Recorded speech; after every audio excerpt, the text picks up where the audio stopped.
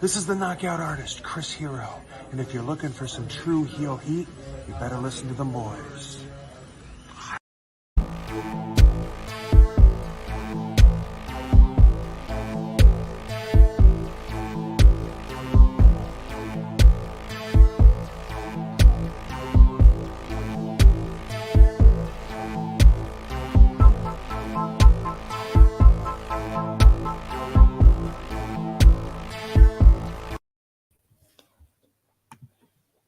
Hello. It is me, your True Hill Phenom SP3. We are live on the True Hill Heat YouTube, Facebook, and Twitter for our WWE WrestleMania 38 Night 2 Roundtable review. I am here with my esteemed colleague, my former Wrestling Daily brethren. He is the man behind the computer, behind the typing on Give Me Sports. He is your favorite Twitter account. He is the one, the only Louis Dangoor.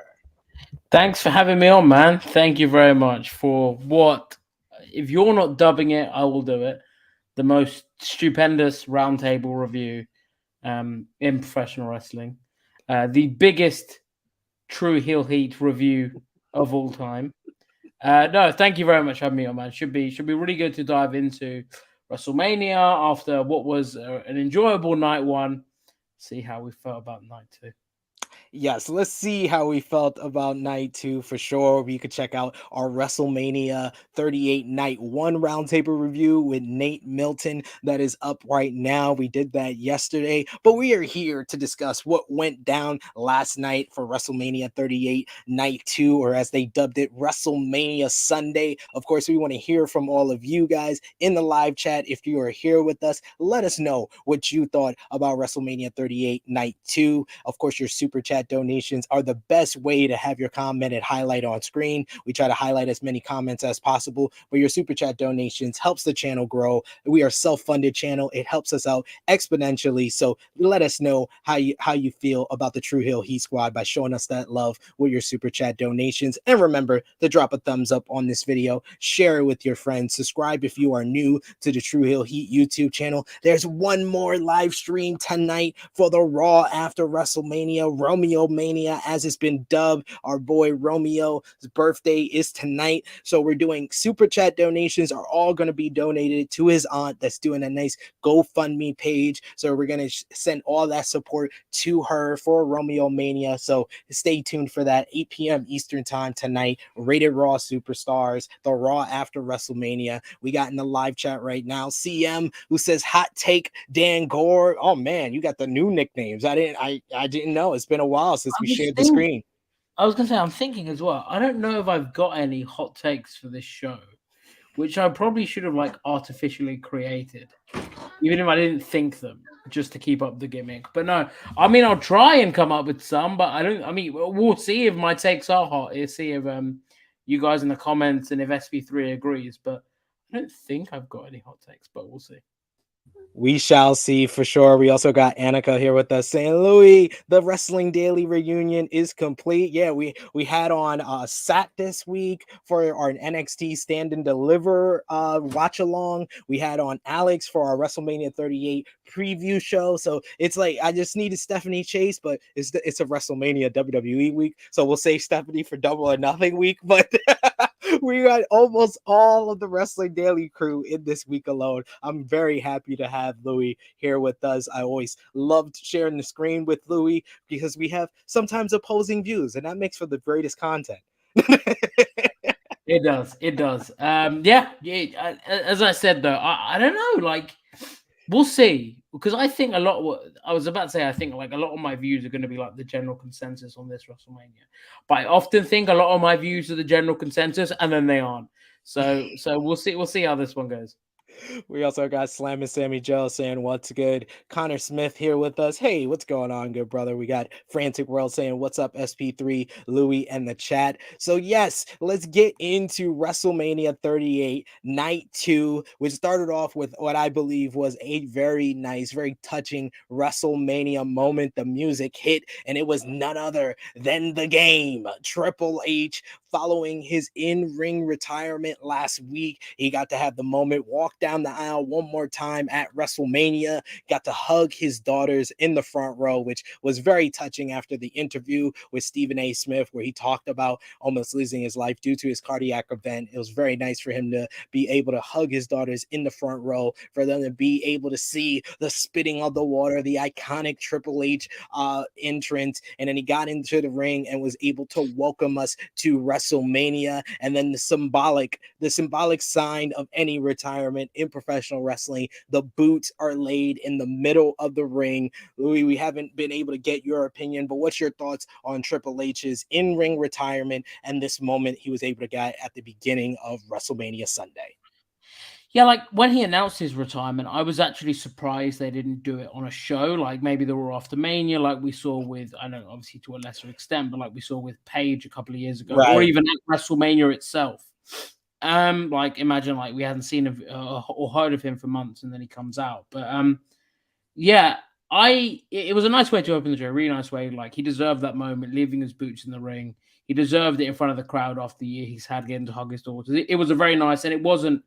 His entrance was long, like it was a long entrance. But the content of the promo was very, very short, so it wasn't kind of overdone or anything like that. I thought the whole thing would have been about 10 minutes in all, and that was just fine. It was a nice way to open the show, and yeah, I had no issues with it. I thought it was quite. It was emotional in parts, but it was really nice. Yeah, I just like, touching moments like that. That felt like a kind of a special thing for Triple H, especially with everything he was able to go through, to feel that love and that adoration from that Dallas crowd, who was great over those 2 nights. I felt like the crowd got into the things they were supposed to get into. The one nitpick that I have on the crowd, I will get to it later on in this show. But we got another one of the True Heel Heat gang joining us. Hey, I see in the backstage area, we got the True Draw Josh. He was on the watch along last night. He's joining us here today. What's going on, Josh? Not much. Just still tired from yesterday. You were on for nearly 5 hours. What would be like your one word to describe the watch along and WrestleMania night 2? Watch along was awesome. Night 2 was meh. Oh, we're gonna get into it. See, this is what I love. I love it here on True Heel Heat. We got in the live chat here with us. Some love for Josh. There we go. Frantic World saying what's up, Josh, and also Connor Smith talking about that Triple H moment. What a moment that was, Josh. What was your thoughts on the Triple H opening tonight too? I thought it was okay. I thought it was like kind of like a proper way to send him off. Yeah. I was okay with it. Yes, it was just a nice way to kind of switch things up, make it different from night 1, but we had to get into the action, and the opener, it was a good one. We had the Raw tag team titles on the line, Randy Orton and Riddle of RK Bro versus the Street Profits versus Alpha Academy. This was like nonstop action from the very beginning. You get the opening with Montez Ford doing a dive over the ring post in a great spot there, almost flipped over the whole entire bunch of people at ringside. We also had Chad Gable with a nice little moonsault off the top rope, but things took to another level in the finish. It looked like the Street Profits were about to get the victory with the frog splash on Randy Orton, but just as Montez was getting on top, getting settled, out of nowhere, it was Riddle landing an RKO, a springboard RKO, one of the best variations that we've seen from Riddle, followed by Randy Orton hitting an RKO out of midair on Chad Gable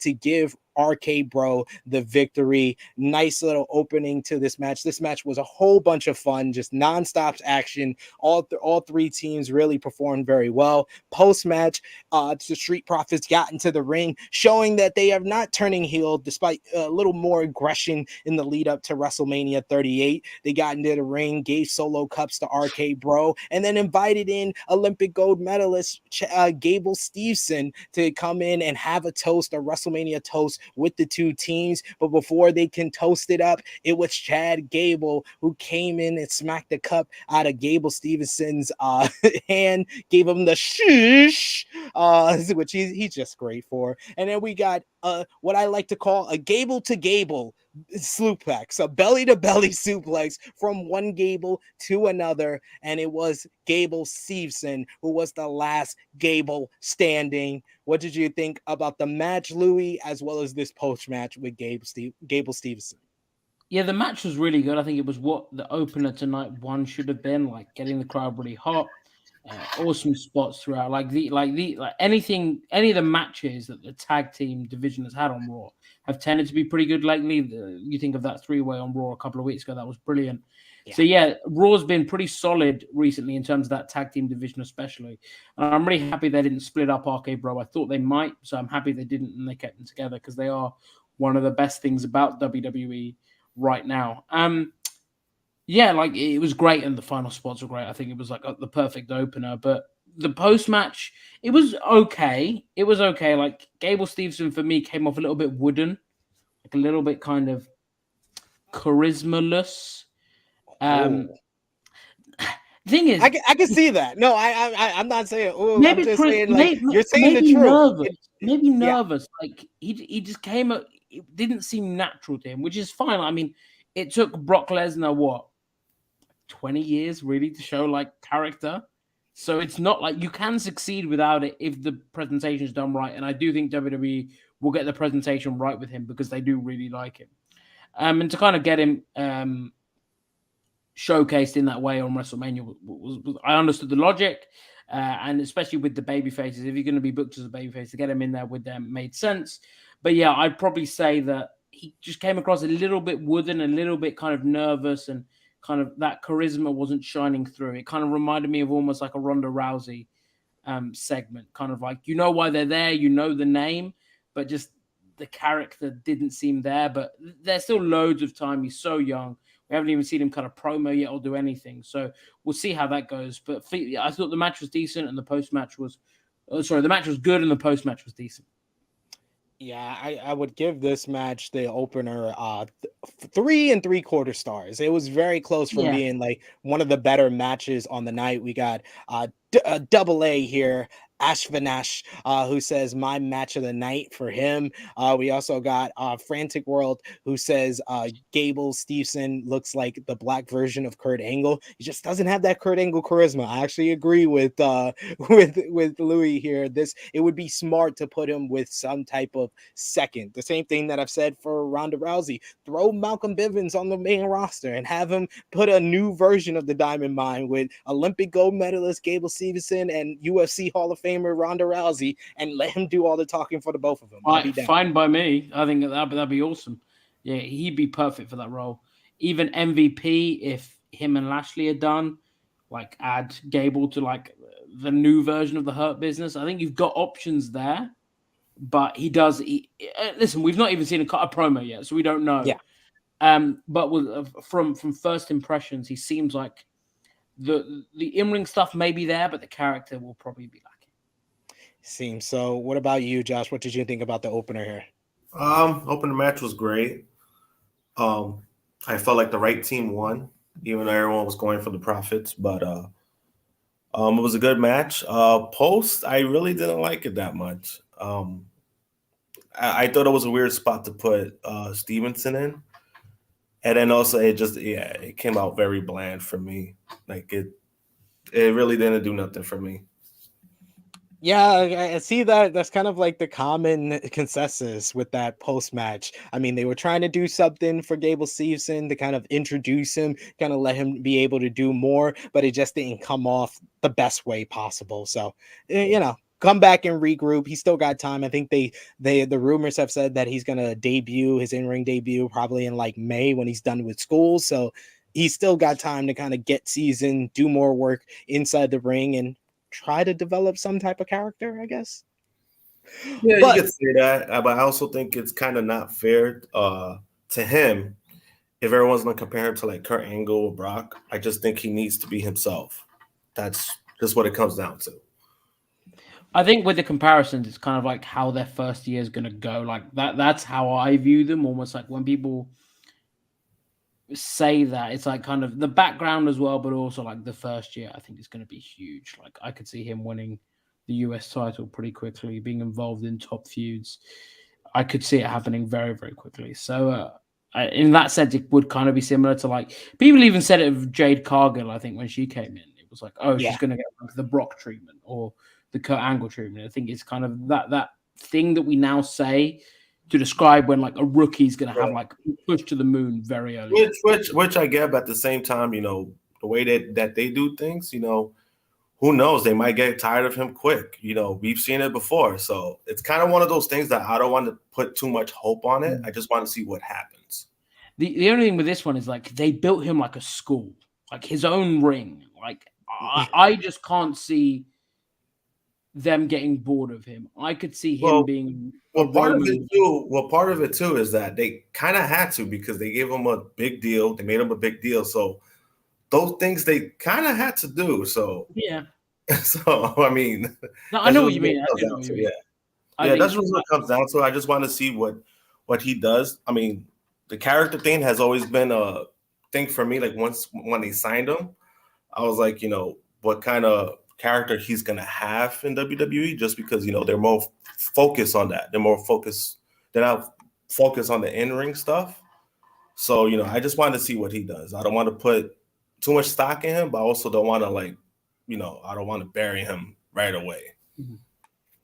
Yeah, it's kind of a wait and see thing with Gable Steveson, which I'm looking forward to see how he does in the near future when he's done with school. But we got to move on to the second match on this show, which was a battle kind of the bulls here. You had Omos going one-on-one with former WWE champion, the almighty Bobby Lashley.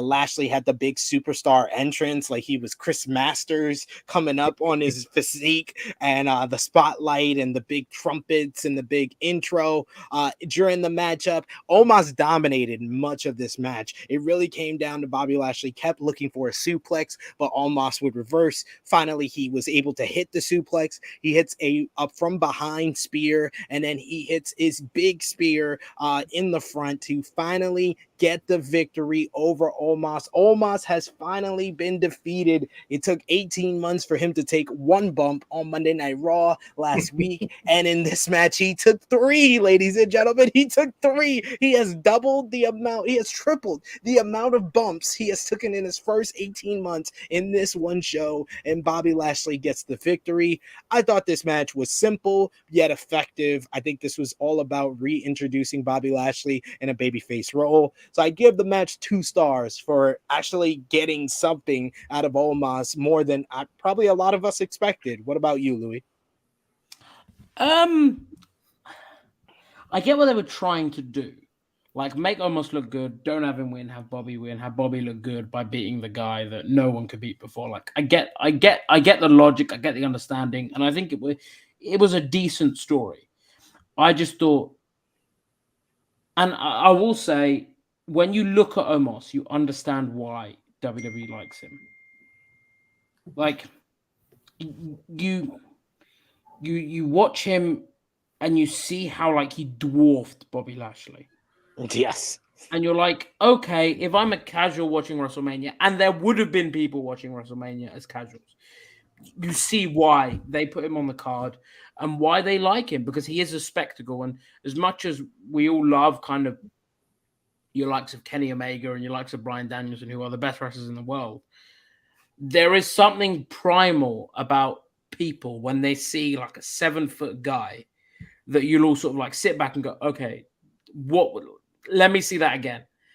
And so I get why they put him on the card in that position. I just thought the match was too long. Even though it was only 6 minutes, it felt longer. And I think it just exposed, like, Omos just isn't great in the ring. Like, this isn't like the 90s, like even the 80s now, where you can put someone in who's not great. Like, Hogan as a wrestler wasn't great. No. But it worked then. I don't think it could. Like, what's the end goal? You're going to put the WWE title in? That won't work. You can kind of have him in these showcase matches, but, like, what do you do? And I just think that with Omos, there is a massive limitation, and there's a massive ceiling there that he's really going to have to try hard to overcome. And for me, I haven't seen anything from him in the ring, with the exception of that, like, Commander Aziz spot where he, like, lifted him up. I'm like, okay, that's really cool. There's been nothing in the ring that he's done where I've been like, okay, you've hooked me in now. And I don't know. maybe kind of more reps, and he's getting more reps now. He's wrestling every couple of weeks on TV, doing house shows, and maybe that will come with time. But I don't know. I think he also needs a mouthpiece because he, like we said about Gable Steveson and Ronda Rousey, the character isn't there. But yeah, I didn't hate this. I thought it was decent, and you could see the thinking behind it, which I appreciated. What about you, Josh? Are you an Omos sapien? Are you a fan of Omos? And what did you think of this match here? Fan of Omos? Not at all. But did you see the video of him rapping though? Yes, he has charisma outside of the ring. He just doesn't have it in wrestling. Yeah, that was great. And I mean the match itself, it was what it was. I would say that it was the best that he looked. That's not really saying much, but I mean I was fine with it. I was fine with the win. I get them. They want like you said, they wanted Lashley to get back into that babyface role. This was a good way to do it. But also, I think, like I said the same thing yesterday when I was doing the watch along, that it was just a way to get Bobby Lashley back on that track for just, missing time. Like I thought the right person won. That's all it really came down to for me. Yeah, I think that's a great way to kind of think about it. This was the right decision to put Bobby Lashley over. He's a new babyface on Monday Night Raw. They needed good baby faces or strong baby faces coming out of WrestleMania. That's why I chose him to win against my better judgment. I was really convinced that Omos was gonna win. At that last minute, I was like, "Damn, did I make the right choice? Did I make the right choice picking Lashley?" But I'm glad I did, and I'm glad WWE did as well. But we gotta bring in a fourth face here. The Boots on the ground in Dallas, Texas. I believe he was in the 6th or 7th row last night. He could tell us himself. He is the man of 1,004 drinks. He is Drunk Guy JJ. What's good, y'all? What's up, good brothers? How y'all doing? What row were you in last night? 6 again, just on camera side. I got a lot of TV time. I was rewatching it last night. I was like, oh, good. Behind a drunk curly hair guy in a blue shirt. So I guess that, again, all these drunks just kept following me Mania weekend. So. Oh, what did you think about the first 2 matches? Your boy Randy Orton picking up the win in the open. Oh, yeah, the Viper guy, picking up another win at WrestleMania. You love to see it. The triple threat was a dope way to open the show. They did their thing in that match. I enjoyed that triple threat very much. I thought the Street Profits were going to turn heel. I didn't expect that whole Gable Steveson crap. But you got it anyway, so whatever. Lashley almost, it was what it was. I already knew once Lashley returned Monday, they were gonna have him win. I guess they're gonna push this Lashley thing, so I expect him having some kind of feud with there's only one champion now, Roman Reigns. So it makes sense too, because he has the way he lost the title. It would make sense for him to try to go after the championship. But we'll get into that question when we get to the main event. But let's go into the third match on the card for WrestleMania 38 Night 2, which was a match I thought was one of the better build-ups to WrestleMania. And I'm talking about Sami Zayn versus Johnny Knoxville. And this one started off immediately with Sami Zayn hitting a haluva kick on Johnny Knoxville. Then he brought the plunder into the ring, as well as Knoxville bringing some plunder, including a stop sign. He placed the symbols on Sami Zayn's head at one point. Then he blows an air horn in his face. We had Party Boy Chris Pontius make an appearance and stripped down into his tighty whities. The cheeks was clapping, as Pat McAfee said on commentary, with Chris Pontius dancing up there. This was one of the biggest pops of the night was for my man under the ring, Wee Man, coming through, beating up Sami Zayn. And if you thought Hulk Hogan slamming Andre the Giant was something, you've never seen Wee Man body slam Sami Zayn, the test of strength, the power of the Wee Man, betting the body slam to Sami Zayn. Sami eventually got some revenge with a haluva kick to Wee Man, which got massive amounts of boos. Johnny Knoxville with a bowling ball to the nuts on Sami Zayn. He then follows up with the fake boot kick to the balls.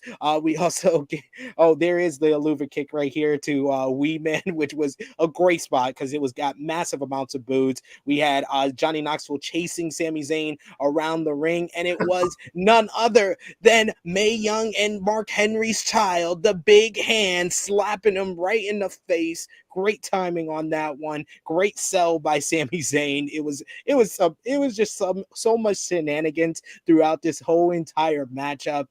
We also had Mark Henry on the Twitter machine saying, "All I do is produce generational talent." Great stuff.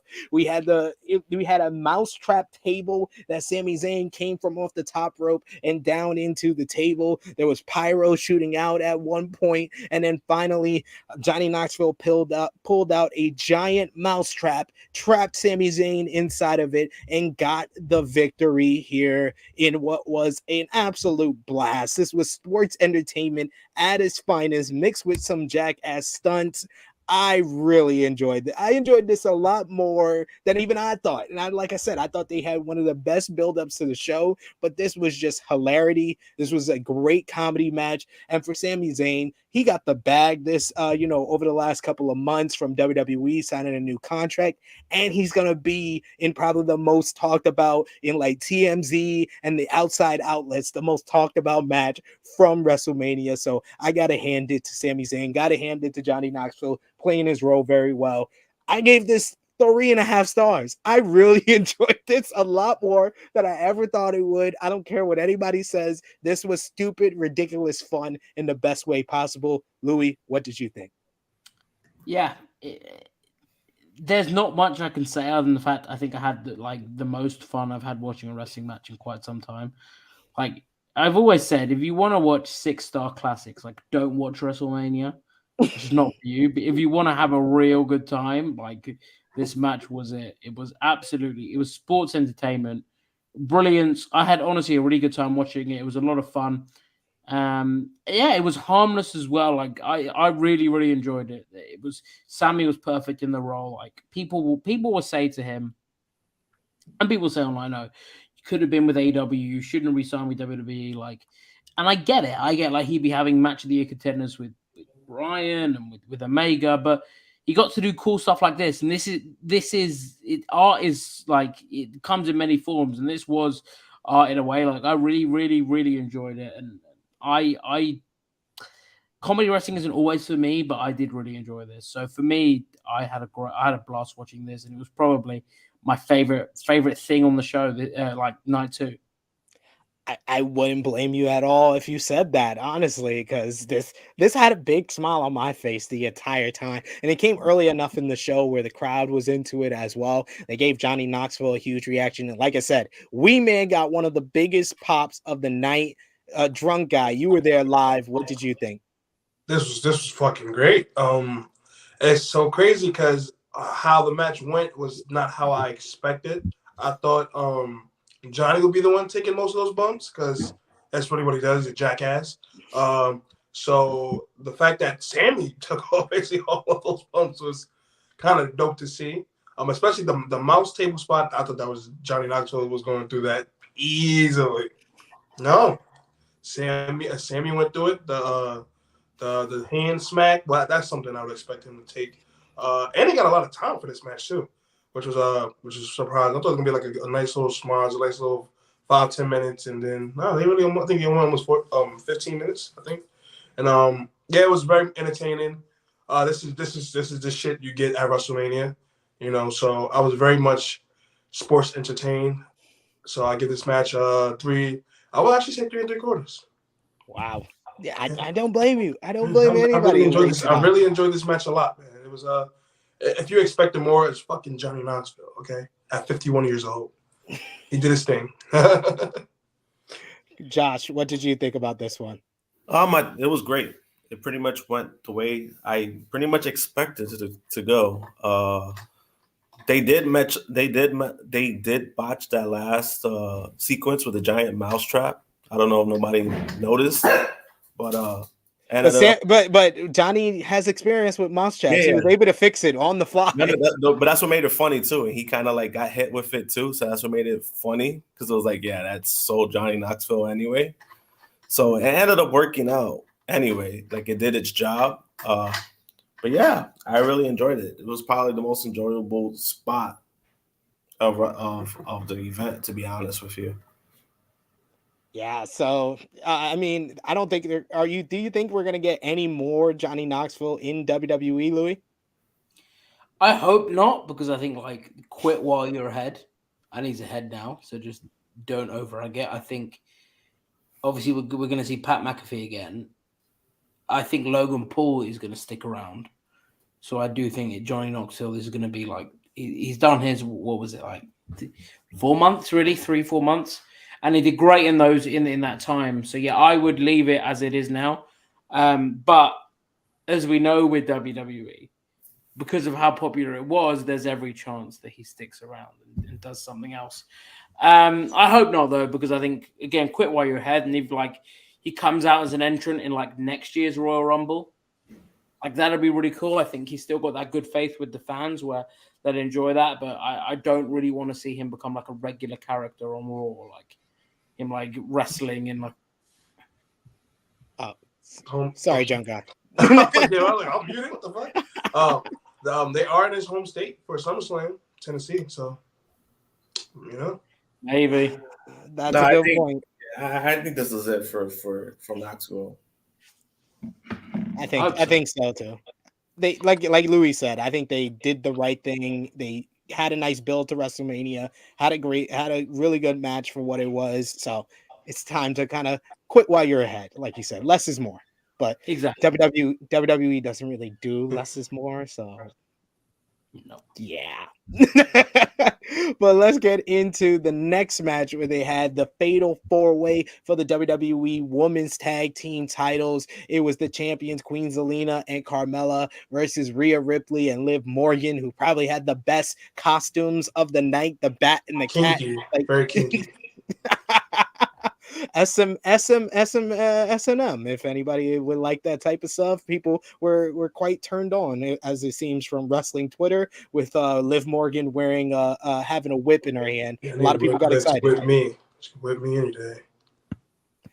Thank you, drunk guy. We also had Shayna Baszler and Natalya, and of course, the Boss and Glow connection of Naomi and Sasha Banks with a great entrance. Sasha pulling up in the nice little glow whip. This one had a lot of action. Actually, they got a good bit of time here. Selena Vega with a nice moonsault, Oriana moonsault from the second rope down to the floor on Rhea Ripley. Carmella felt like she was the glue of this match, though. I don't give her enough credit all the time, but she played a nice heel role. Corey Graves on commentary was very funny in him getting like scared whenever she would get close to winning and not, like he was scared like he was going to get punished for if anything went wrong here.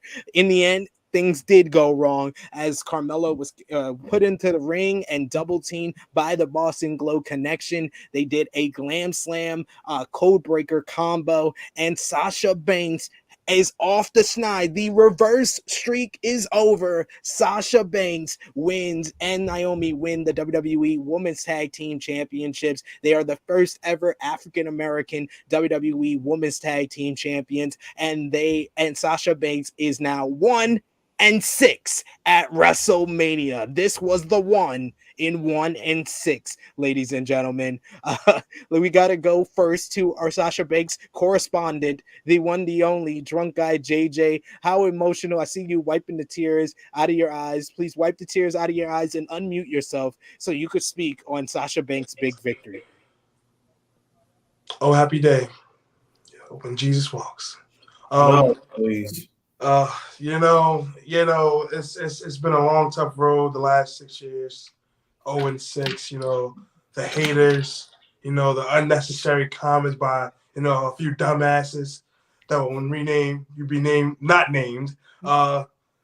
This is amazing. I thank you, Naomi. She's already my candidate for MVP. Thank you so much. The entrance pulling up in that nice Lambo. To be fair, she wouldn't have won. She wouldn't have won without Naomi. Like, that's why she's my MVP. Let's be real. And then making a big out of 1-6. She's 1-6. She lost 6 times. She's gonna win 6 straight. This so far. We're gonna have 7-6. She's gonna be over 500. She's gonna be over 500. You know that? Are you a fortune teller? She's gonna be 1-7 next week. 1-7. 6-7. I mean 7-6. Look at me, I'm fucking up. But yeah, you can't even count. Look at that. Damn. This was a great moment. I'm not gonna say the greatest moment of my life. You know, we've been down that road plenty of times. This was a great moment to see Sasha very emotional winning the tag title. Even though this is like a fucking third time winning. Yeah. The very good match. I'm actually I'm not really surprised. It's everybody was getting their shit in, so it kept the pace fast throughout. Very enjoyable. I wish they would have caught me on camera jumping up like a freaking fangirl when the finally counted 3. I'm gonna bust my ass. But that was oh man, yeah, definitely a great WrestleMania moment for me personally. Watching Sasha's streak be broken. 3.25 for me. Yeah, I thought it was entertaining enough. I gave it 3. Yeah, 3.25 sounds good. I'll give it that. What about you, Louis? What did you think about the Fatal 4-Way for the women's tag gold? I feel bad that I'm gonna say this now, but I think that there was maybe Sasha shouldn't have won. You Pick him off the stream. What are you talking about?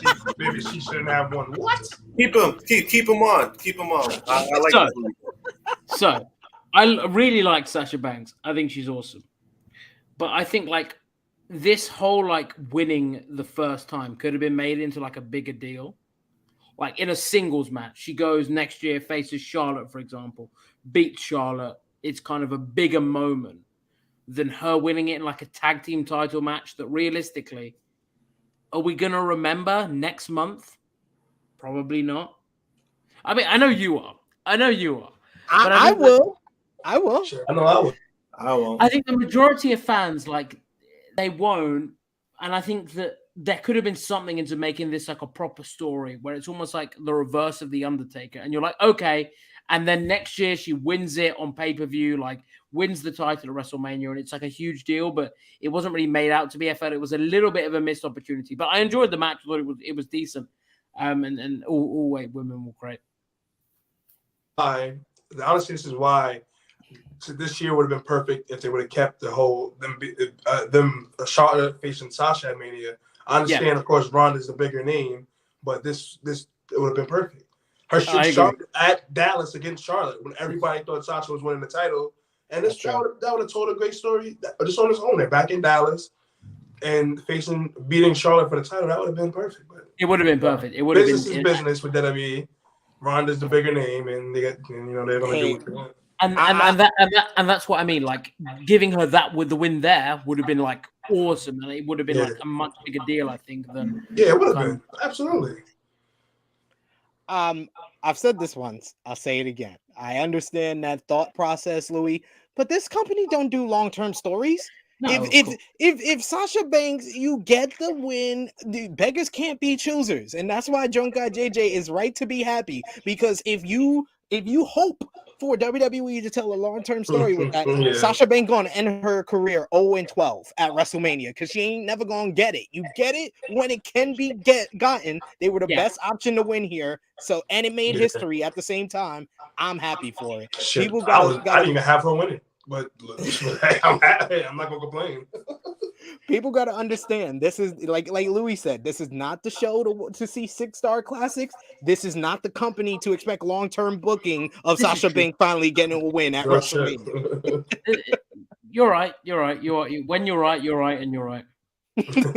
And yes, Ace putting that up, 3-time tag team champion Sasha Banks. She's now tied with Nikki ASH as the most prolific women's tag team champion in WWE history. We got Kid Get Money saying Sasha won. Drunk Guy is a happy man. Yes, indeed. We got Annika who says, I am glad that Sasha had the moment with Naomi. We got Kid Get Money who said, I agree with Louis. I understand you guys, wanting that story to be told, but I get what you mean, though. You're like, just get the win where you can, get it done, be happy.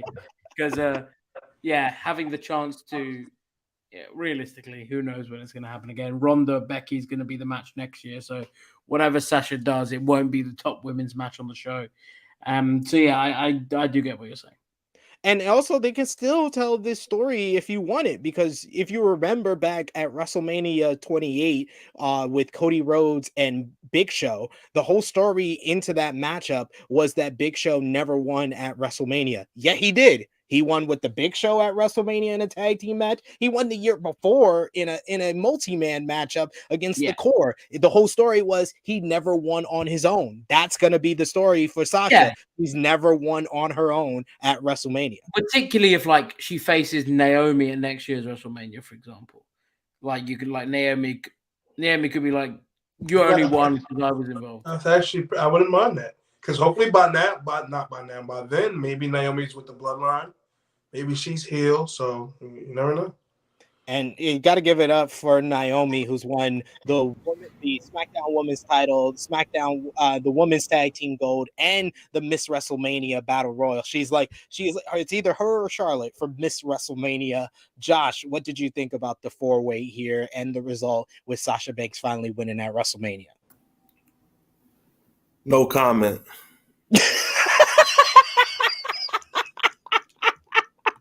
That's fucking guy. No soju, drunk guy. No soju. Hey, it's okay. It's sunny in Texas. Can't rain on my parade.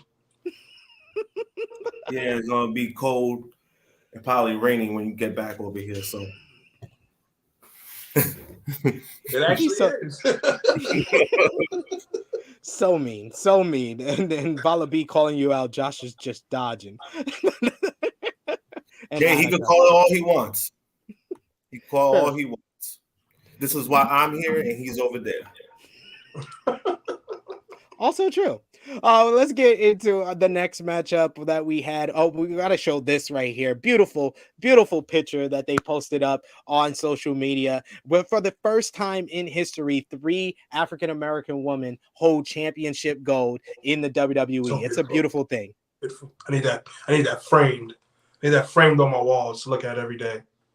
And it goes across all wrestling. You got the first Afro-Latino knockout champion in Tasha Steelz. You got TBS champion Jay Cargill. Black girl magic in the wrestling world. But next at WrestleMania, you had a dream match. AJ Styles going up against Edge. 2 generational talents going one-on-one. AJ Styles came up bleeding on his entrance. I've heard 2 different reports. We got to go to Louis. He's the reporter here on this roundtable. I heard 2 different reports. He either got hit with a part of the set or he got hit with pyro. What did you hear, Louis? I've seen the video. He got hit by the set. I don't know how people think pyro works, but you don't bleed from pyro. Like if pyro hit you in the face, you don't bleed. You just be like burnt. No, he cut himself on the set. I don't think he was kind of getting himself into position and didn't like kind of get his bearings right and clipped himself on the set. Yeah, thankfully, because I think pyro would have been a lot more serious. But yeah, he seemed all right by the end, which was the main thing. Yeah, we've seen that happen with Jeff Hardy before. Yeah, because the clip, because when I first saw it, I thought it was pyro too, but obviously you can't bleed from pyro, like Louis said. So in the video, you know how when AJ throws his hoodie on and walks out, I guess when he had his hoodie on, he couldn't see where the fuck he was going, and then he hit his side of his face. Like if you look at the video, hit the side of his face on the stage. So there you go. So that entrance didn't go well, but one that did was Edge's, who came up from a throne from underneath the ring with the fire in blaze on his mountain of omnipotence, and he came down to the new entrance music. It was Edge Evil. It was like a mixture of like the Undertaker meets Triple H meets the Brood in a lot of different ways. And this match started off slow. These guys were kind of building to a couple of near falls and reversals. AJ dodged a spear at one point. Then he hits the Styles Clash for a very close near fall. Edge looked for a lot of different submissions throughout this one. He had the crossface on him at one point. He even pulled out an STF in an ode to one of his greatest rivals, John Cena. AJ pulling out the 450 to Edge's back, really attacking the back throughout this one. But it came down to AJ Styles. He had it geared up for the phenomenal forearm, looking to put Edge away. And it was none other than Damian Priest, who was at ringside for a quick little distraction. AJ went for the phenomenal forearm, and he was caught in midair with the spear to give Edge the victory. After the match, Edge stared down with Damian Priest, and the two men got on their knees. And apparently, this is a new alliance, a new evil alliance here with with with Damian Priest and Edge. This was kind of the rumors, the report made by Fightful Select, with Sean Ross Sapp saying that the plans were for Edge to have a whole new stable aligned with Damian Priest here.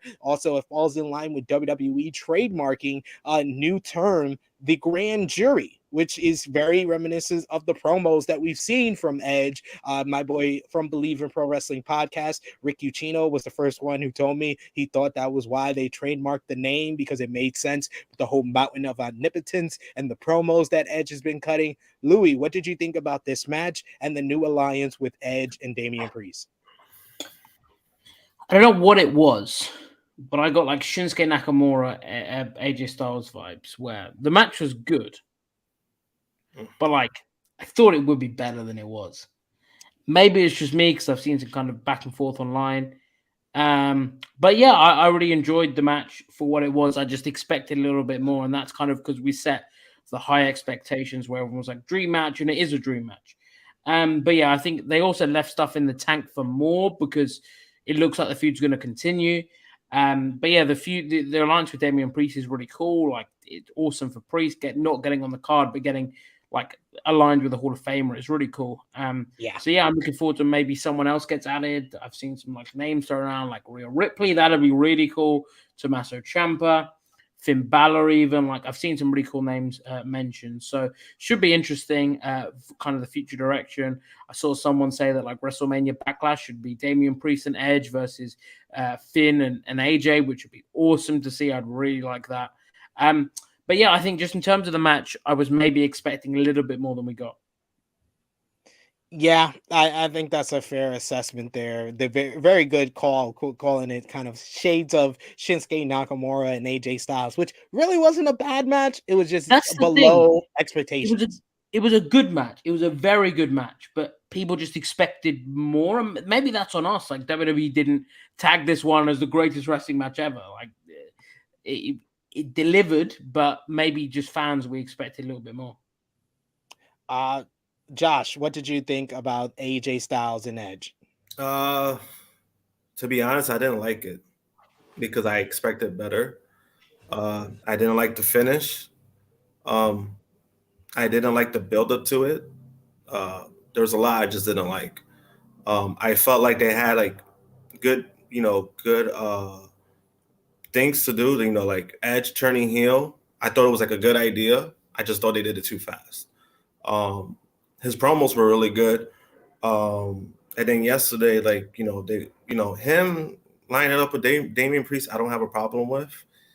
It was just weird that it was just on that spot, and that's just Damian Priest looking at AJ costing the match. It was just, I didn't like any of it just because I expect better. That's just what I'm going to leave it to. Drunk Guy, you were there live. You're a big Edge fan. What did you think about Edge and AJ Styles in this one? You got to unmute yourself. You've been muting me, so I'm like, I'm just yeah, I mute you so I can unmute you, but you mute yourself. You have to unmute yourself. Yeah, fuck that. All right, cool. This is not me being biased. I guess when I say that, something I'm about to be biased, right? I really enjoyed the match. Again, like you guys, I expected more, but it started off slow, but it picked up. And the crowd was very much into it, chanting, "This is awesome," and everything towards the match. My problem is with it, though, like, if they were trying to do the Damian thing, they could have saved it for tomorrow, for Monday. But I'm also happy that if they did it, they didn't have him interfere. He just stood there and, like, kind of, like, threw AJ off, which got him caught with the spear in midair. Of course, I already knew going into this, especially how Edge turned on AJ, that we were not going to get, the 5-star classic that, whatever that they probably could, put on, judging on who's in the ring. So, you know how Mania is. This match wasn't the big story for this Mania. So you just already know that if it's not the main focus, that they're not going to let them do everything. So it definitely was. I enjoyed it very much. It was great. I'm sure by the time their feud is over, they'll have a much better shit. Hell in a Cell's in 2 months. Maybe the feud ends in Hell in a Cell. So especially with Edge's character, that actually looks like it will fit. So I give the match 4 stars. I don't think AJ has ever been in the Hell in a Cell. I don't think so. You giving that way too much. You giving that way too much credit. Giving it 4 stars. How? That was a great match. I don't think so. I gave it 3 3/4. So 4 stars is not too far off from that. I think that it was just I think the crowd wasn't into it as much. They were kind of saving themselves for some of the stuff that would happen later on. But we got a good question too. So for me, it was the crowd. I was thinking the crowd was loud. I'll say one thing. I think you're more saying that you're into it because I don't know. Because the crowd, I don't know, man. Because it did not feel the same to me. Because I was like, I will say one thing about the crowd. Romeo was saying it too. Romeo was like, damn, this crowd's like really not into this. People chanting this also. I'm not even trying to be. I'm not even lying here. I don't know whether the crowd wasn't mic'd up properly because I've heard a lot of people say about a lot of things on the show. Yeah, the crowd wasn't great. The crowd was hot all night, to be honest. I was gonna say, and then people online being like, "The crowd was awesome all night." Yeah. They were really. I don't know whether maybe the crowd wasn't mic'd up properly. Was WWE trying to not make you like the match? Like I don't. No, I don't even think it was for this match. If the crowd felt dead. My fucking segment was from what I heard. And it sounded pretty loud. They were chanting, "This is awesome!" Like because there was a big difference between night 1 and night 2's crowd. Like that's all I'm saying. Yeah. I wouldn't say that. I think that's going a little too far. I just think in this match, they treated this match like it was Ronda and Charlotte. Ronda and Charlotte it didn't have as much noise and crowd participation as Becky and Bianca and Cody and Seth. It's the position of the crowd. Maybe the crowd was a little bit drained from Sasha's moment and Johnny Knoxville that had the big reactions, and then the matches after had big reactions. But we got a good question here. I'll ask Louis this one from Kid Get Money. Who else should join the Edge stable? I'd have one more man and one more woman. I'd have Tommaso Ciampa and Rhea Ripley. Personally. That's who I said. I said they should throw in a tag team as well because I want to see them get more from the company. Eric and Ivar, the Viking Raiders. I think that would fit with the 2 people you just said too. 100%. Yeah, I think if you have that, maybe don't have Rhea as well. Like I don't know. I think it could work, and I think Eric and Ivar they're definitely good shouts, and you could change up their look to have them kind of in the shirt and trousers and blazer like Edge has got, and it would be a drastic change. And I do think it could work. But yeah, I definitely think Rhea Ripley in that it could give her a new edge, give her something to do. I really like that. Definitely. Yeah, even have her be groomed and trained by Beth Phoenix. They can make this like a whole big family type of thing. So I think there's a lot of potential in this Edge stable. So despite the match probably not hitting the levels that I thought it should have hit, I think that there is some, coming out of it, there is stuff to look forward to. You had something to say, Drunk Guy? Yeah, it's funny you brought up the Beth thing because on the commentary, because I rewatched it when I got back, they said she's not approving of this. So they're probably going to keep her out of this. Or half the time they say she's not approving of it, it will be to throw people off because she is actually going to be part of it. She comes up under the throne with him. Yeah, absolutely. Just standing by his side like he's Charlotte, Sasha, and Alexa to Triple H at WrestleMania 30. Romeo must be drunk already. Yeah, he must be. Yeah, so you tripping. that's Romeo for you, ladies and gentlemen. But yes, there's some potential to go back to this matchup.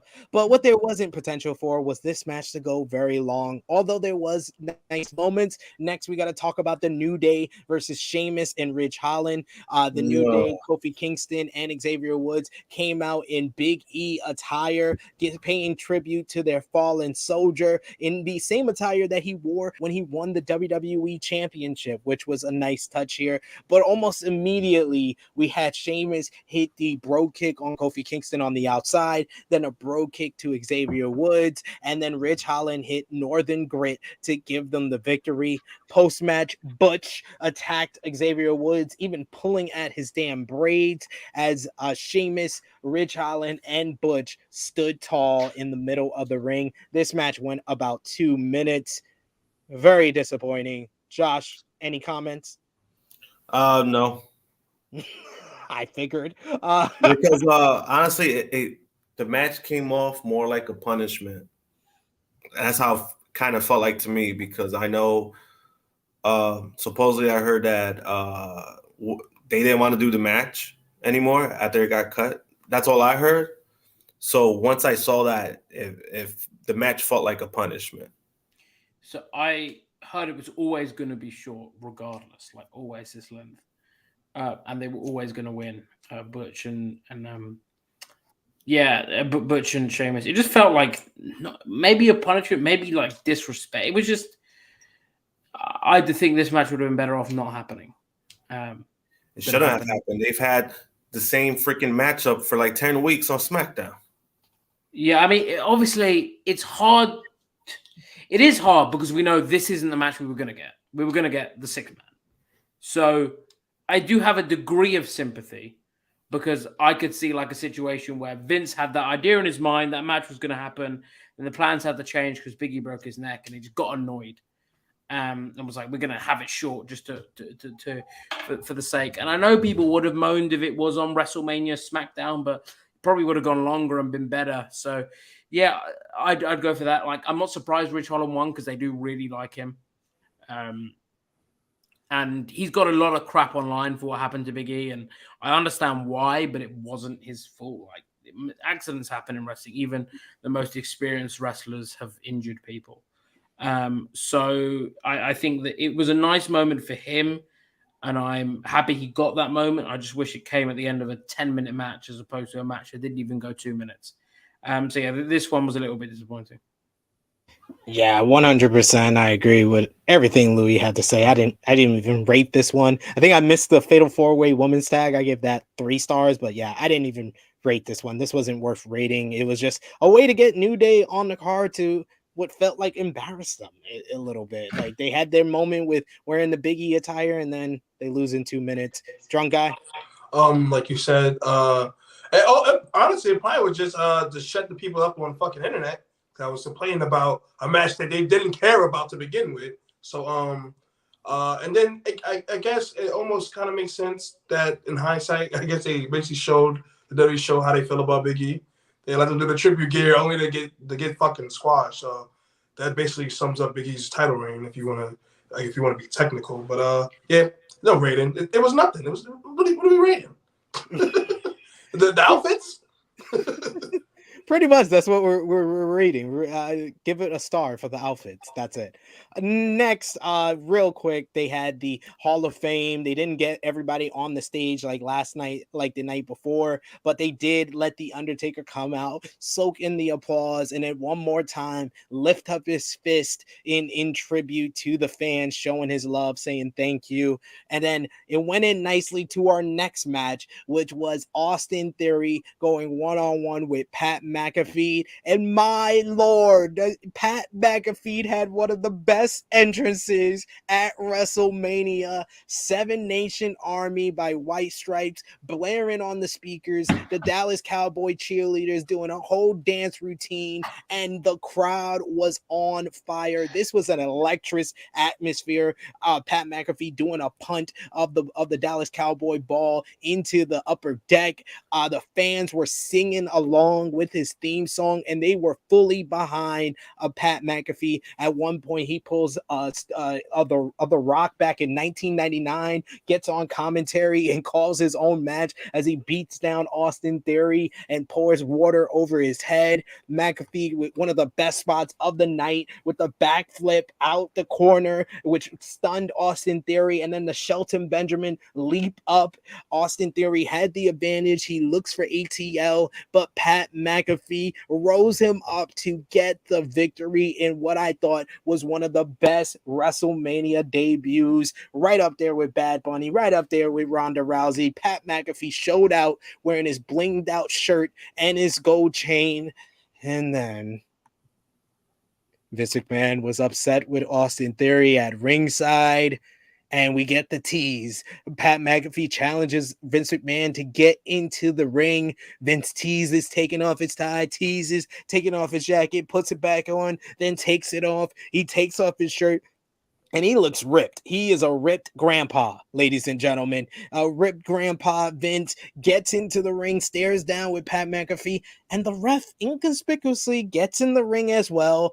And yes, after all the speculation, all the rumors, Vince McMahon at 76 years old, it's inside the ring to verse Pat McAfee, and basically makes Pat McAfee one of the biggest babyface reactions of the entire WrestleMania weekend.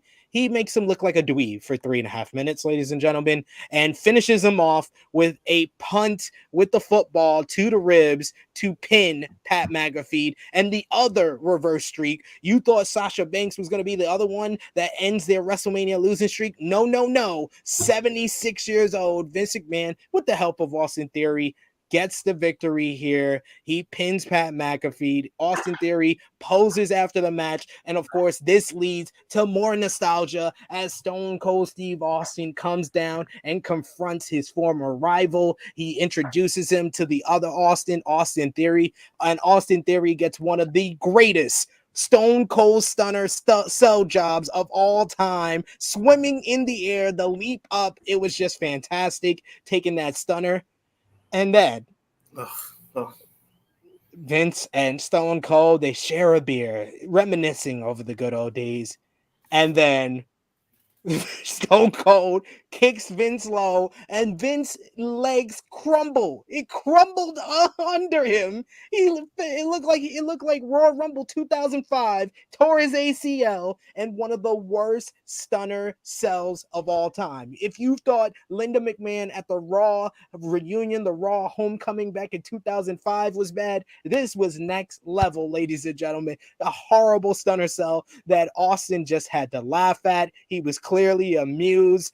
We get a beer bash afterwards. Austin celebrating once again at WrestleMania. Pat McAfee comes inside and he realizes his dream of drinking beer with Stone Cold, but of course, don't trust anybody. He takes a stunner as well, and Austin celebrates in what was a nostalgia fever trip in a way. It was like an acid trip of nostalgia that ends with one of the greatest gifts, greatest sights in WrestleMania history, as Pat McAfee sells the stunner and drinks beer at the same time.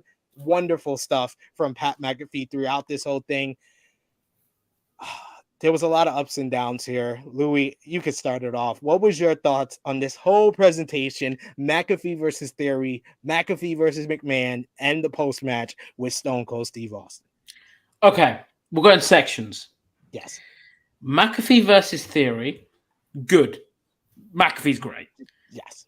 McAfee just gets it. He just gets it. He's just Taylor. We talk about with Cable Stevenson and Omos and Ronda Rousey struggling with charisma. Pat McAfee is almost too good. He shows up the roster. He's just incredible. I would love to see him wrestle more. I really, really like Pat McAfee. But he's been one of WWE's best signings of the last few years. I genuinely mean that.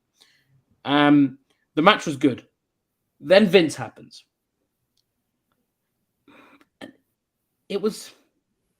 I didn't hate it, which is annoying. It was just so weird and so bizarre that I almost was like, what the hell is happening? And it got my attention, which I guess you want. The match was crap. Like, again, it was just crap.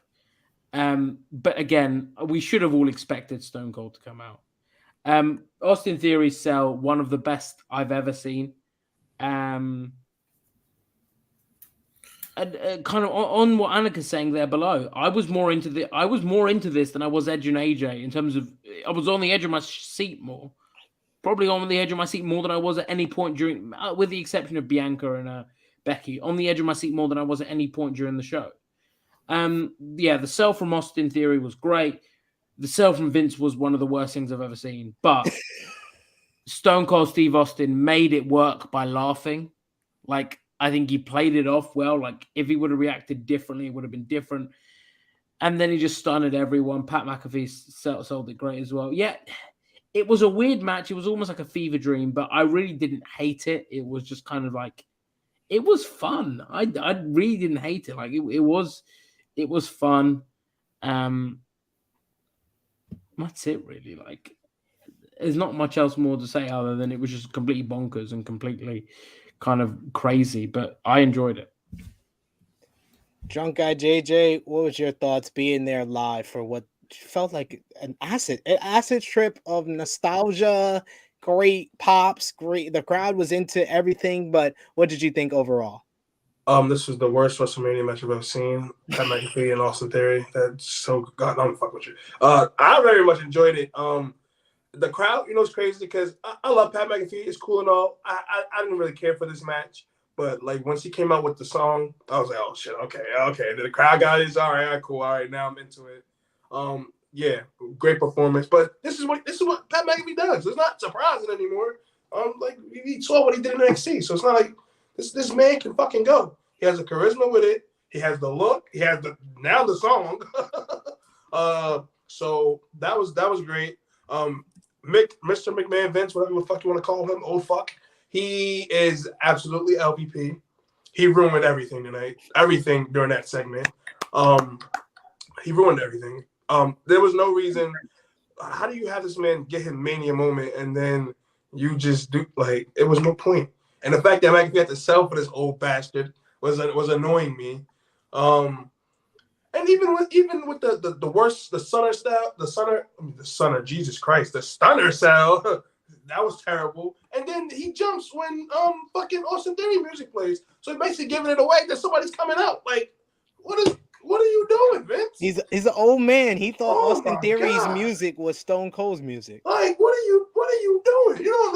You heard that glass break for how many years, and you couldn't tell the difference between that song and that corny ass Austin Theory song? Whatever. McAfee and Theory, I'm just gonna stay on that. McAfee and Theory, they did their thing. Shout out to Pat McAfee. I guess I'll give that match. What was it, like 10 minutes, right? But it was a good 10 minutes. I'll give it 3 3/4. Fuck it. Yeah. I'll give it 3 3/4. And yeah, the Stone Cold stuff was cool. Seeing him come back out, of course, the crowd was gonna go crazy. He's Stone Cold. So that was all right. He fucked up the stunner, but like you said, good on Austin and laugh at it.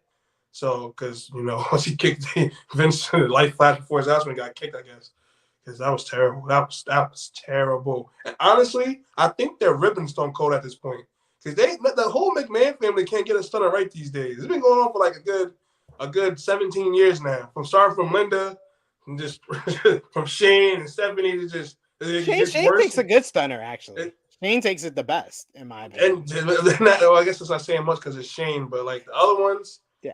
Oh my God, it's awful. But yeah, 3 3/4. I very much enjoyed the match. I didn't expect it to go long because it's Theory and McAfee, but yeah, for what it was and for who it was, McAfee did his thing. I gave it 3.5 stars for Theory and McAfee. Vince and McAfee gets -3 stars. That gets -5 actually for me. That was so stupid. It's so he lost like a freaking. He barely kicked the football in his ribs. Like, what the fuck was that? It's just like this man can't wrestle at 76 years old. We knew he wasn't going to take a bump. We knew as soon as the bell rang that he wasn't going to take a bump. It was just like, why? Listen, why? Guys, he did monster numbers for me on the website, so I'm so happy this happened. And honestly, like, I'll tell you what, I'll peel back the curtain a little bit. So, like, when I look at the numbers that like we got on the website, and to some people this will not be interesting in the slightest. I hear a child. When Hello. You see, yeah, like I mean, the 4 highest performing articles. Actually, we'll do it 5, even 6. Vincent McMahon, Logan Paul, The Undertaker, Logan Paul, and Stone Cold Steve Austin. So, like, when that happens, you see why WWE does what they do. But yes, the argument could also be that the reason they're the highest is because WWE doesn't build anyone up currently. Blah, blah, blah, blah, blah. But for me, you can see why they do it when these people are like the top drawing names. And it is what it is. People would have tuned into the show being like, oh crap, Austin wrestled and Vince wrestled. It'd be like, oh crap, let me tune in. I don't know if someone like, for example, the IC title match, as much as we'd love to see it, no one like I love him, but no one's tuning in for Ricochet. They should, because he's awesome. But no one is. I agree with you there. I think that the pre-show is the best spot for the IC title and the US title for what WWE wants to do. Don't do a 2-hour commercial set. Like I literally after night 1, I did not watch anything from night 2's pre-show because I knew what it was going to be. That's the only reason I don't mind it, because it's like, okay, I'm just not going to watch. I'll have it on in the background and I'll tune in at 1 a.m. my time. As opposed to having to tune in at like 11 and then wait 2 hours. But yeah, I get what you mean. Like, you need both. You can get a nice little balance there. Josh, what about you? What did you think about everything with McAfee versus Theory first, with the McAfee entrance, and then everything with Vince and Stone Cold afterwards? I thought everything was okay. Like, the match itself was fine. Did his job. And then it just went downhill from there once Vince McMahon got involved. How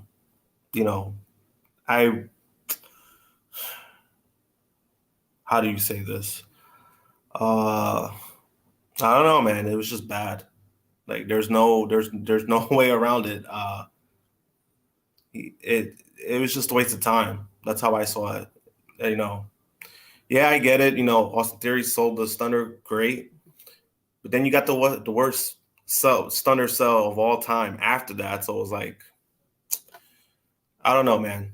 If that was Vince's job, he did that on purpose, and he got people talking like that. Hey, I guess he did his job. But man, that was I just thought it was a waste of time. Yeah, it just felt like it was more to put over Vince than it was to McAfee. Felt like a big star when he came out, how he was presented in the match, and then it felt like they just put a big bucket of water all over Pat McAfee's moment after that. And the thing was, there was 1,000 other ways to do it. They could have had Vince and Austin Theory jump Pat McAfee, and then Stone Cold comes out and make the save, and it would have had the same effect without ever having a match. It just felt like, for Louis, like Louis said, it was for the headlines of Vince McMahon at 76 wrestling more than it was to entertain. Oh yeah, but I found it entertaining. I did, and maybe that's me being the 3.5 minute match. I'm just talking about the match. That's what I'm focusing on. Did you find that match entertaining? The match wasn't entertaining, but I couldn't take my eyes off the screen for those 3 minutes. I did. I took them off. I couldn't. I had my phone in my hand. Like, what is this bullshit? Maybe. I took them off. I didn't even see how he won. Like, I just didn't. I saw the kick, and then I heard it 1, 2, 3. I'm like, did he just lose? There was nothing good about it. There was nothing. It was ridiculous to me. That's just how I saw it. Like, maybe this is my hot take for the show, but yeah, I really didn't hate it that much. I didn't agree with it, but it's not a hot take. I think it's a bad take, but that take is scorching right now. It is on fire. It is burning a house down. That take, wow. No, that's like the George Lopez. Listen, I'm not gonna go out my way to watch this again, but for what it was okay. It was decent. Now you could clip this, Louis, and put it up on your Twitter with your quote, with your exact quote. I didn't hate this. And then let's see what your Twitter followers think. We're not doing that. I'm glad to see the growth, Louis. I'm glad to see when you know. It's not worth it. It is not worth it. I'm glad. I see the growth and maturity, Louis. I love to see it. I love to see it. Chair relax saying Vince always trying to steal the spotlight. I just felt like there was other ways to do this. You could have done the same thing just in other ways. There was 1,000 other ways I like to do it. I like the beatdown aspect. I would have preferred that because then it would have been quicker. It would have been shorter. You know, that whole thing too. It was way too long for me. It was way too long. Yeah, I was like New Day and Rich Holland and Sheamus got 2 minutes for 5 minutes of teasing that Vince was going to have the match, then a 3.5-minute match, then like 2 minutes for Vince and Austin Theory to celebrate before Stone Cold finally came out. When it was very obvious once everything started with Vince and Pat McAfee, that was like, I literally said it on Twitter. I was like, oh, so Stone Cold's going to come out and make the save, right? Yeah.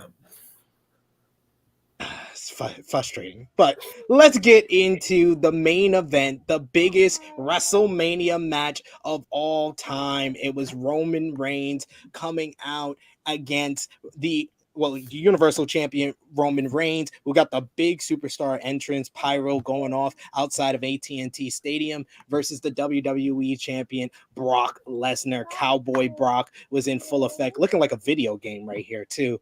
We had the formal introductions with Paul Heyman doing the introduction for Roman Reigns, calling him the undisputed, giving him the Brock Lesnar introduction basically. And then we had Brock Lesnar doing his own introduction and laughing. He was in good spirits while Roman was not. Roman was very nervous, very anxious throughout this whole thing. To kick off the match, Brock Lesnar took off his gloves because he was ready for a fight. We had the big moves with Brock hitting up belly-to-belly suplexes and German suplexes to start. He clotheslines Roman to the outside, starts beating on him there. He gets distracted, though, with Paul Heyman, who says that it was all Roman's fault and he loves him, and this leads to a big spear through the barricade. But once they get back into the ring, Brock comes at him with Suplex City, German suplexes galore. He hits about 4 straight, but then Roman Reigns comes back with Superman punches. He hits about 4 Superman punches himself. In the back, and then we have Roman Reigns with a big spear gets a kick out. Then Brock Lesnar hits a spear, and Roman kicks out of that. The referee is then speared by Brock Lesnar, so we get the referee bump. And then Roman Reigns uses this opportunity to get a low blow. He nails Brock Lesnar with the Universal Championship, smashing him as he did at Crown Jewel in Saudi Arabia just a couple of months back. But that only gets a 2 count as well. Brock Lesnar reverses the spear into a Kimura, and it looks like he is tearing Roman Reigns' arm apart. Roman Reigns with an excellent sell. Paul Heyman ever so slightly pushes the ropes in Roman Reigns' direction, so Roman is able to get his hands on the rope to break the submission hold. Paul Heyman was excellent during this part, saying, "I believe in you, my tribal chief. Get up, my tribal chief. Do it for your family, my tribal chief." And this does lead to Brock Lesnar going for the F5, but Roman reverses. He hits the big spear in the middle of the ring. 1, 2, 3, and our new undisputed WWE Universal Champion, the Tribal Chief, the head of the table, the former big dog, Roman Reigns, has finally stood tall at WrestleMania after defeating Brock Lesnar. It took him 3 tries. Brock and Roman become only the 3rd pairing to face at 3 different WrestleManias, joining Stone Cold versus The Rock, as well as The Undertaker versus Triple H. And finally, Roman Reigns is able to get the monkey off his back, and he is your undisputed WWE Universal Champion, joining an illustrious list here with Brock Lesnar, Hulk Hogan, his cousin The Rock, Chris Jericho, The Undertaker, and Triple H. God mode is officially set as Roman Reigns has 2 titles. Louis, what did you think about the biggest WrestleMania match of all time? It was good. It was better than 34, not as good as 31. Yes. The finish kind of came out of nowhere for me, and I've seen some rumors online that Roman could be injured. Looks like apparently like separated his shoulder or torn his bicep. Like no one knows really. I mean, it's all kind of guesswork. But the fact he held both titles up like that after the match like makes me think he isn't injured. But yeah, the finish kind of came out of nowhere, but we all kind of knew what was going to happen. Really, Roman Reigns was going to win, and yeah, I'm just anticipating what's going to happen next. Really, I kind of immediately came out the show and thought, right, what's next for Roman, and I didn't really know where to look. Really? I mean, I feel like this weekend they created a lot of different options to finally dethrone Roman Reigns.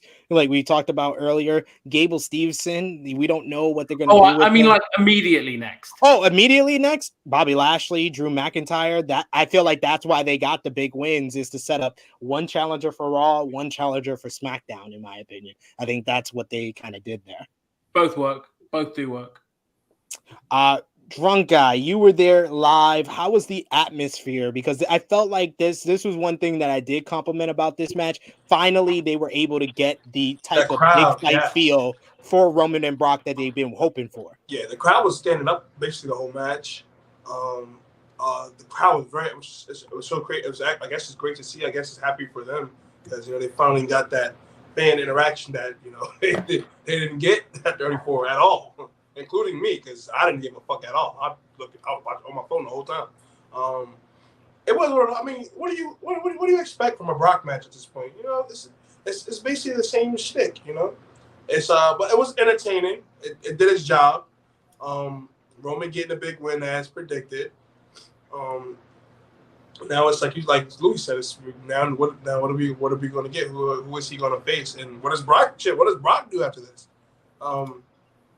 What's next for Brock Lesnar? I don't want to see a rematch. I know that much. I do not want to see a rematch. But it was fun. It was very entertaining. The crowd, of course, like always for certain matches, makes it much better.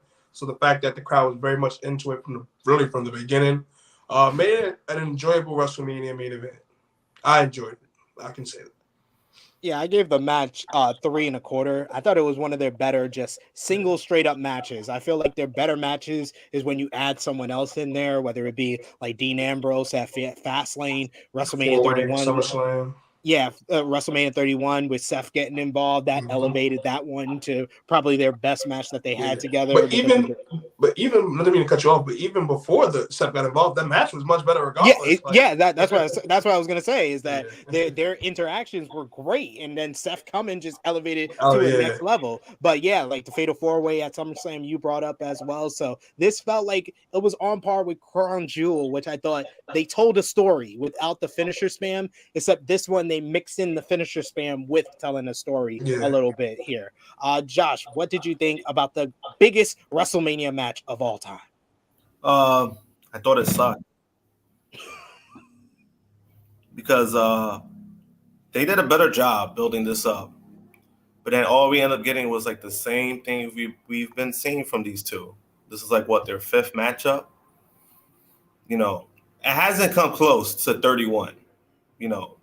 Their matchups have not come close to their first matchup. To me, that's always that's a major problem when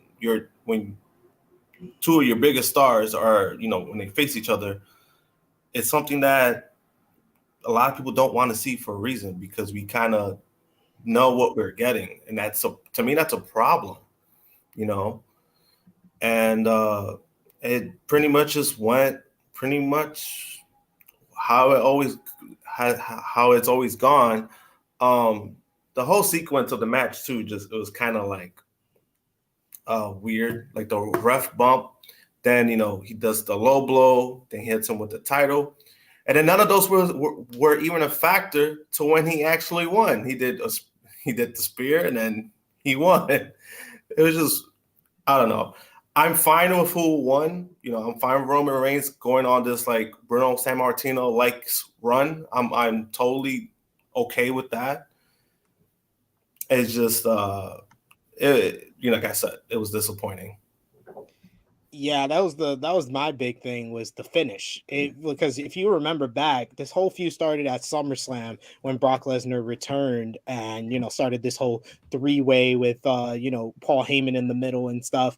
But if you remember, it took like 2 or 3 spears to beat John Cena. He hit like 3 Superman punches before he even hits the final spear. It took a lot more to beat John Cena at SummerSlam than it did to beat Brock Lesnar in the biggest WrestleMania match of all time after all the hype for Brock Lesnar. But speaking of which, I want to ask Louis this question. Do you think this is going to be Brock Lesnar's final WWE match? No. He's being advertised for WrestleMania Backlash, so that card is always subject to change. But yeah, I heard he was actually advertised for the next 2 pay-per-views or something. That's what I heard. Yeah, I heard that too. Hey, they never versed each other in Hell in a Cell, guys. I think it's Brock and Roman are done, but I think you move on to something new. Maybe what do you do? If Edge and AJ are done, Edge and Brock could be really cool. Drew and Brock as like a top contenders thing could be really good. You've got options with Brock, and I just think he's too good right now not to have around. Maybe he takes a month or 2 off, but I don't think he's done. No.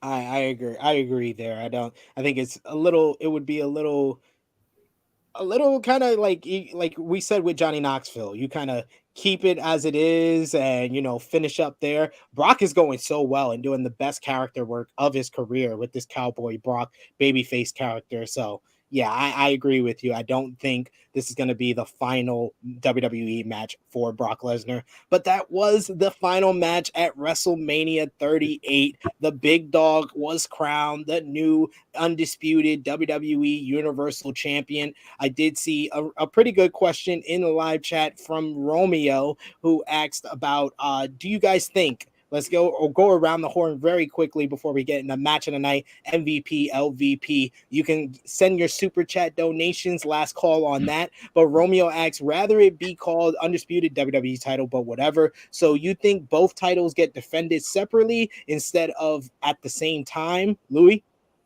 So based on the definition of undisputed title and what they've done before, it'll be defended as one title.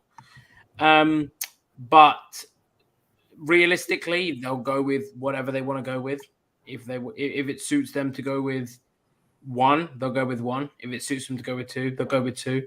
I would go with 2 because I just think you've got to keep the WWE title as the WWE title, like the WWE Universal Championship. It doesn't sound right. You need defending the WWE Championship. I just think you need that. So I would separate them, but I think it will very much depend on what WWE wants to do in any given moment. I don't even think they know now. Josh, what about you? I think it's going to be separate. I think they're probably going to go the Becky route when she won both titles, and then she defended one, and then she ended up losing that one and just keeping the Raw title. I think that's going to be similar. And Drunk Guy, what do you think? Do you think it's going to be defended at the same time or separate? No, definitely the same time. Only reason I say that because I'm gonna piggyback off Josh. When they had the triple threat for the women's title, they never said unified. They always said both titles are on, or both titles are on the line. They said the titles are unifying. Every time they do. They say that, but how WWE. I'm saying, of course, they could change. But they will still separate it. But then also, if the whole purpose of Roman being the Universal Champion is pretty much keeping him champion until next year's WrestleMania. So even if he drops the WWE title, it's not that significant compared to that. No. Yeah, I understand that, but I'm just saying as of right now, if the route I think they're going is they're gonna just have them have both titles. It's gonna be unified. Of course, like you said, WWE's gonna be WWE. So, they already done previously undisputed champions. What was it? It was only one belt. Triple H never defended the world title or the WWF title. It was always one belt. So that's what I'm thinking. But then you also need both titles because I'm pretty sure the networks. Oh yeah, absolutely. Not going to be happy about that. So I think WWE fucked themselves with this only because I'm sure the only reason they even made it this was to get people interested. Because everybody was tired of Roman and Brock fighting.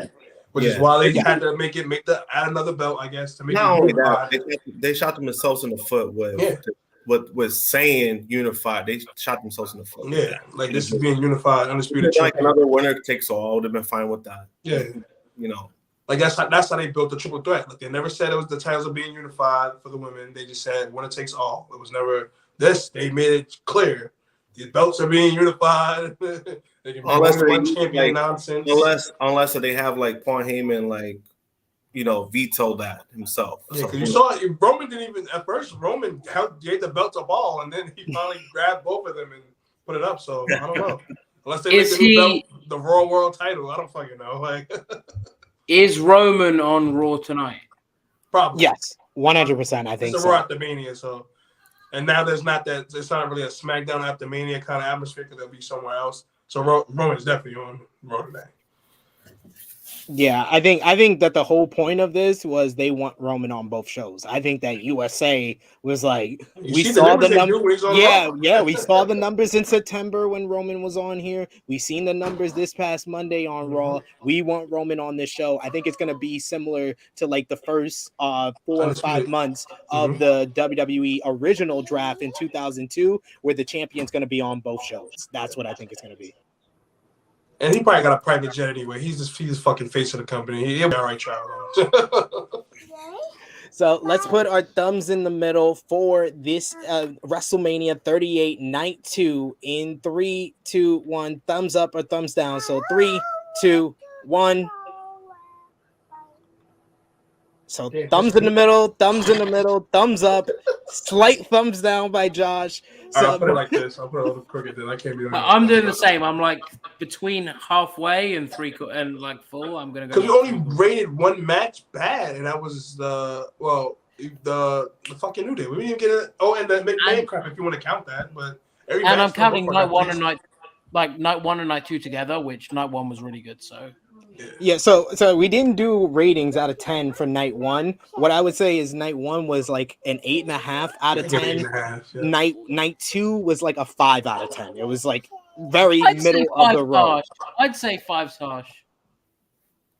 I'd do like 6. I give it a 6.5. Yeah, I gotta say 5 because really that the whole like nostalgia bit. I felt like the nostalgia was better on night 1 than it was here. Josh, what did you say? I said 4.5. It was just, I thought it, it started off okay. I think once it hit like after the Knoxville match, like it was weird to me after that. It's the same thing like last year. Last year, night 1 was really strong. Night 2, the only difference is that night 2 started off better in comparison to night 1 last year. That helped a lot. But then after that, it was like, once it got halfway, it was like, night 1 is definitely better.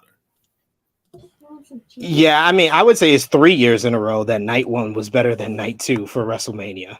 And going back off of that, like that's also the problem with these 2 nights. Because us wrestling fans, you're gonna nitpick. We're gonna say one is better than the other. So it's like, it makes it, I don't feel like they want to deliver as much because they feel like, oh, we got you guys excited. We got you guys wrapped up in night 1. Night 2, we do whatever the fuck we feel like it. True. All right. So Louis, what was your match of the night from night 2 of WrestleMania 38? It's got to be Johnny Knoxville and Sami Zayn. I ain't mad at you. I ain't mad at you at all, Playboy. I'm watching it. Josh. Same thing. Knoxville versus Zayn. Knoxville versus Zayn. Another one. Drunk guy. My highest rated match was Edge and AJ, so I'll go Edge and AJ.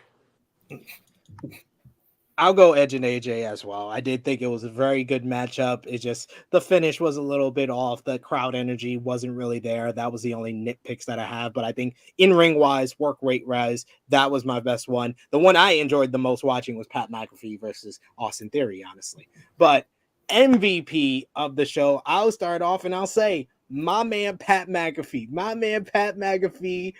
got to live his dream. He got to have a match at WrestleMania. He got to wrestle Vince McMahon. He got to drink beer with Stone Cold and receive a stunner from Stone Cold. He is living his best life. I don't care that he lost and he looked like a dweeb against Vince McMahon for 3.5 minutes. He lived his best life at WrestleMania 38. So I got to give it to him. Josh, who's your MVP? MVP was everybody involved in that Knoxville versus Zayn match. Everybody. That's how I'll go with that. Because Wee Man did great. Party Boy was hilarious. Everybody did their job, so I'm gonna go with that. Drunk guy, who's your MVP? Holy shit! I keep thinking about the Party Boy shit. Naomi for sure. Thank you, Naomi, for saving my queen's life. And Pat McAfee. So I got Naomi and Pat McAfee. Yeah, I would say that Naomi did carry that match. She was in a match like the last 10 minutes. She was the one she was the main one in that match for the last 10 minutes. Louis, who's your MVP? Austin Theory, I think. Like, you look at who he was involved with, right? He was involved with someone that has had 2 matches in his career. And, everyone praised Adam Cole when he had the first Pat McAfee match. It was like, of course he's going to have a great match. He's in there with Adam Cole. Same with the War Games match. Of course he is in there with Kyle O'Reilly and Roderick Strong and Bobby Fish and all these people. Same thing here. Praise goes to Austin Theory. He held his own. He took a hell of a stunner. He was also involved in a segment with a 76-year-old man and someone that has not wrestled. I was about to say not wrestled in 19 years, but he wrestled the night before. You know what I mean? Someone that is in his late 50s. So for him to be involved in that segment, yeah, I think he did well. He did well. And you know what? He doesn't get a lot of credit, but Michael Cole was very good all night. I agree with you. Especially for the McAfee match. He really showed that's his boy. That's my best friend. That's my best friend. I thought he really did well. Commentary across the whole 2 nights was really good. Yeah, I even think Corey did good during the women's tag team match as well. Yeah, with me, I never thought Cole was bad. It's just, it's unfortunate that he's doing his job, so he gets the bad end of things because he has to repeat the dumb shit was being told to him. Even though he does have his, hiccups, he does have his botches, but I never thought he was bad. Agreed there. And then finally, LVP. I'll start with you, Josh. Who's your LVP for WrestleMania 38 night? Easily Vince. Fair enough. Louis. Come back to me. Drunk guy. Who's your LVP? You ain't got to come back to me, Vince. It's unanimous when it comes to the True Hill Heat gag. I give it to Vince because there was no reason to do that match. After you gotta, he always says, I listen to the crowd and realize that the match was not a good idea. Do a beatdown, call an audible, you can do everything you did without ringing the bell and you can accomplish the same goal. So yeah, I gotta go with Vince. Louis? I'm gonna go with New Day and I can see them too, so I'm fine with that. Yeah, I can't say you're wrong. Yeah, that thing just sucked. Like the other stuff was what it was, but it was harmless. It was its own little thing. It'll be a video package and it won't really be mentioned again. Like that felt damaging to New Day and to Sheamus and Ridge. I really actually Butch. Just give it to Butch. Just give it to Butch. We really gonna drag Butch into this? Poor Butch. I love him, but he's called Butch, and they treat him like a child. They really do though. Like that was the one thing that kind of got me where I was just like, why they treating Butch like he's a little kid? Like he's really the little kid from the Little Rascals. Like that's how they treat him during this whole thing. Louis, that even popped Louis out the whole chat. But yes, we are finishing up for I just noticed that. Butch knocked you out. Butch knocked you out of here. Yeah. Butch came in and turned off my Wi-Fi. He was not happy. He's over there in the UK, so it's fair enough that Butch got you like that. But thank you so much, Louis, for joining us on our WrestleMania 38 Night 2 Roundtable review. You are doing so much great work over at Give Me Sport, so please let the people know where they can find you, to check out the YouTube channel where you're doing a lot of great things, podcasts, interviews. Let them know where they can find you, good sir, and thank you so much for joining us. No, thank you so much, man. Yeah, the Twitter's over there at the Louis Dangoor, posting a lot of what I hope is great content at WWE wise, on interviews, podcasts. So we got one coming out today, WrestleMania review both nights. If you want my thoughts on night 2 and night 1, head on to that, and Give Me Sport /WWE. Links also in my bio for kind of all your WWE coverage. Thank you so much, Louis. The best Twitter account. I was going to say, thank you for having me on. Thank you for having me on as well. Thank you, good brother. Josh, where can the people find you, good sir? JM Punk 321, Twitter and Instagram. I'll be on tonight for the Raw watch along, even though I'm not on the graphic. But I'm okay with that. Not really, but I'm just saying that. And then you can also find me on Daily Slam YouTube channel every Friday nights doing SmackDown reviews with Romeo and Miss Chrissy Love. Great stuff. Thank you, as always, for joining us. Strong Guy in Dallas. Let the people know where they can find you, sir. No. Well, there you go. You can find me on Instagram, hacksaw_J_Duggan, Twitter, Drunken Master JJ, Facebook. My name is my name. If you know my name, just add me. Don't be weird. More Radio Road Superstars not every Monday, but because I will not be there tonight. Oh, thank you, Josh. Also, I have my YouTube channel, Raging J, where I post live entrances if I don't get them taken down, because it seems to me, copyright claim king right now. But over there, of course, you already know where the gang is at: YouTube, Facebook, Instagram, Patreon, Twitch. We're on Twitch as well. We got X videos, RedTube, Pornhub, OnlyFans, Skull Next, Christian Mingle, Live Harmony, eHarmony, Black Planet, because all the Black sisters won last night. So we're everywhere, man. We do the damn thing. We provide this content literally every day. Like, really doing something every day. Indeed. True gang all day. Thank you so much, Drunk Guy. And next time in Dallas, if you're on another trip and you want to join us, get some headphones so I don't hear the echo and I don't have to mute you every 5 seconds. You hear an echo? Oh, you know why you hear an echo? I'm in the fucking bathroom. I hear the echo. Done with you. Find me on the Twitter machine at TrueHillSP3. You can also go over to patreon.com/TrueHillHeat for more content. I'll be doing a full list of my top 10 best matches from WrestleMania week. I'm almost done. I only have the World on Lucha to watch. I've watched like 10 different shows this week to kind of get this list together. But of course, like this video, share this video with all your wrestling fans, friends, and family on all your favorite social media platforms. If you are new to the True Hill Heat YouTube channel, smash that subscribe button, hit the bell to stay notified for all the great content here. Like Josh and Drunk Guy said, tonight, 8 p.m. Eastern time, it's the finale of WrestleMania 38 week for us at True Hill Heat for Romeo Mania, as we're going to do Rated Raw Superstars number 43, our watch along of the Raw after WrestleMania with special guests of Serving Face and Heels, Stephanie Hypes. We got a new episode of Serving Face and Heels coming up on Friday, so it's a great time to subscribe and check that out. We also on Wednesday got a new episode of Wrestling Disasters number 3, reviewing the Kennel from Hell, Big Boss Man versus Al Snow.